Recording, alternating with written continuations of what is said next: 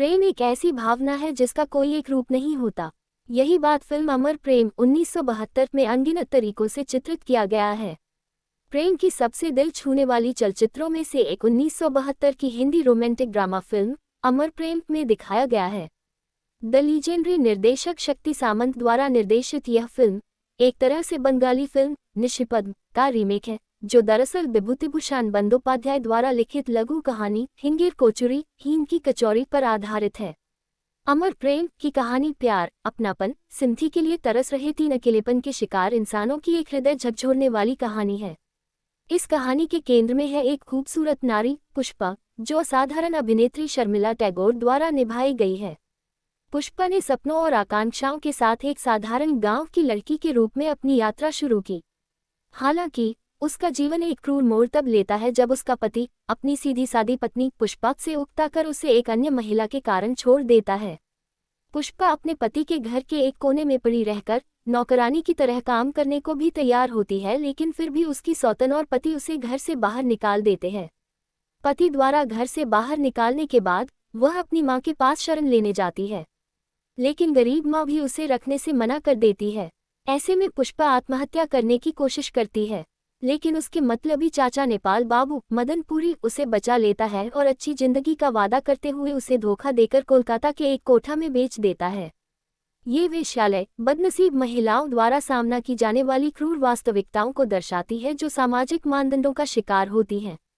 कोठा में पहुंचने पर पुष्पा को पहले बहुत अपमान और तकलीफों से गुजरना पड़ता है, लेकिन उसकी सुंदरता, उसकी खूबसूरत आवाज और शांत स्वभाव के कारण वो सबको अच्छी लगने लगती है। उसी कोठे पर एक दिन पत्नी द्वारा सताया हुआ एक व्यवसायी, जो सच्चे प्रेम के लिए तरस रहा है, आनंद बाबू राजेश खन्ना द्वारा निभाई गई पुष्पा की मीठी आवाज सुनकर वहां खींचा चला आता है। पुष्पा की आवाज में छिपा दर्द, उसका शांत स्वभाव और निर्मल आत्मा उनके दिल को छू लेती है। वह उसके लिए प्रेम की भावना विकसित करना शुरू कर देता है। आनंद जल्द ही पुष्पा के पास एक नियमित ग्राहक के रूप में आने लगता है और दोनों के बीच एक भावनात्मक बंधन बन जाता है। उसी इलाके के पास एक नन्हा बच्चा नंदू मास्टर बॉबी अपनी सौतेली मां बिंदु, सौतेला छोटा भाई मास्टर राजू और पिता सुजीत कुमार के साथ रहता है, जहां उसके पिता अक्सर काम के लिए व्यस्त रहते हैं और उसकी सौतेली मां उसकी उपेक्षा करती है। बेचारे नन्हे नंदू को अकेले दुनिया को नेविगेट करने के लिए छोड़ दिया जाता है, जो अपने को अक्सर अनाथ पाकर भावनात्मक उपेक्षा से निपटता है। एक दिन नंदू और पुष्पा की मुलाकात हो जाती है। पुष्पा उस बच्चे की दयनीय अवस्था से दुखी होती है और धीरे धीरे उससे प्यार करने लगती है। एक कोठे वाली होने के कारण वो खुलकर बच्चे की देखभाल नहीं कर पाती, लेकिन छुप छुप कर वो नंदू की खूब देखभाल करती है। कहानी का ये भाग पुष्पा की मातृ प्रवृत्ति पर प्रकाश डालती है। नंदू अपनी सौतेली मां से छिपकर रोज पुष्पा से मिलता है। उधर आनंद बाबू भी रोज पुष्पा के पास आता है। उसे भी पुष्पा और नंदू का प्रेम बहुत भाता है। नंदू पुष्पा को माँ जैसी मानने लगता है और हर दुखद परिस्थिति में उसके पास ही दौड़ा आता है। एक बार नंदू बहुत बीमार पड़ता है तो पुष्पा के कहने पर आनंद अपने डॉक्टर दोस्त अभि भट्टाचार्य को नंदू के पास भेजकर उसे स्वस्थ करता है। उधर आनंद के साले राकेश पांडे को जब मालूम पड़ता है कि जीजा कोठे पर जाता है तो वह पुष्पा को कहता है कि वह उसकी बहन का घर बचा ले और आनंद को कोठे पर आने से मना करे। हमेशा से ही दया की देवी पुष्पा दिल पर पत्थर रखकर आनंद को मिलने से मना कर देती है। आनंद पुष्पा से इतना प्यार करता है कि पुष्पा के आदेश पर वो उससे मिलना छोड़ देता है। उधर नंदू का परिवार भी वह जगह छोड़कर गांव जाने लगते हैं।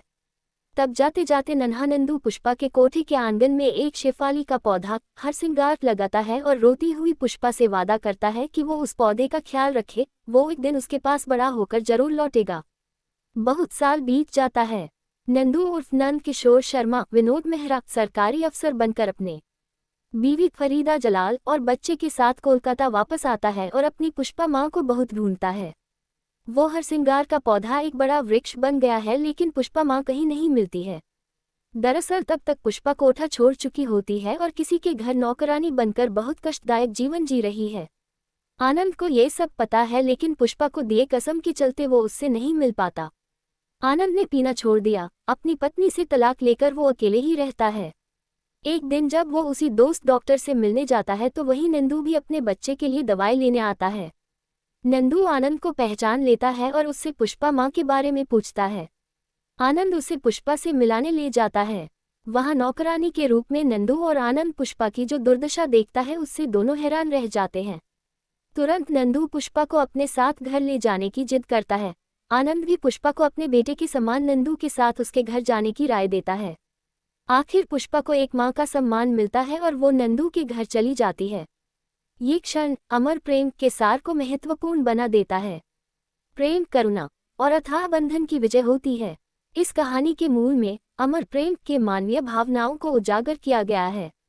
प्यार, धोखा, बलिदान और समर्पण पर आधारित ये फिल्म बताती है कि जिस जगह पर सच्चा प्यार पाने की संभावना सबसे कम होती है उसी जगह से प्यार कैसे पनप सकता है। पुष्पा, आनंद और नंदू के पात्रों के माध्यम से फिल्म सहानुभूति और समझ के महत्व को मार्मिक ढंग से प्रस्तुत करती है। अमर प्रेम के सारे अमर गीत फिल्म की भावनाओं को व्यक्त करने में महत्वपूर्ण भूमिका निभाता है।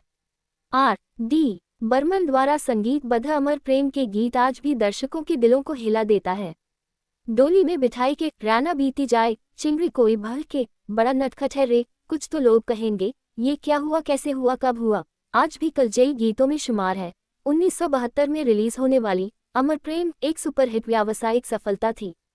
इसने राजेश खन्ना और शर्मिला टैगोर को बॉलीवुड के सबसे प्रिय ऑन स्क्रीन जोड़ों में से एक के रूप में मजबूत किया। संगीतकार R.D. बर्मन ने इस फिल्म के एक सुंदर गीत डोली में बिठाई के गाने के लिए अपने पिता को आखिर मना ही लिया, जो एक प्लेबैक गायक के रूप में S.D. बर्मन के करियर के सबसे यादगार गीतों में से एक बन गया। अमर प्रेम का एक dialogue, Pushpa I hate tears, Bollywood में एक ऑल टाइम क्लासिक डायलॉग बन गई है।